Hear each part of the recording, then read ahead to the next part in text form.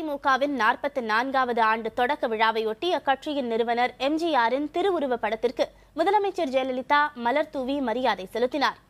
கோத்தகிரி டானிங்டனில் நடைபெற்ற விழாவில் கலந்து கொள்வதற்காக வருகை தந்த முதலமைச்சர் ஜெயலலிதாவிற்கு வழிநெடுகிலும் அதிமுக தொண்டர்கள் வரவேற்பு அளித்தனர். கட்சியின் கொடியை ஏற்றி வைத்த ஜெயலலிதா 44வது ஆண்டு தொடக்க விழா மலரையும் வெளியிட்டார்.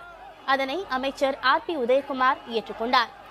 பின்னர் கடந்த வாரம் உதகை அரசு கல்லூரியில் நடைபெற்ற வேலைவாய்ப்பு முகாமில் தேர்ந்தெடுக்கப்பட்ட 5 பேருக்கு தனியார் நிறுவனங்களில் பணிபுரிவதற்கான பணி நியமன ஆணைகளை முதலமைச்சர் ஜெயலலிதா வழங்கினார்.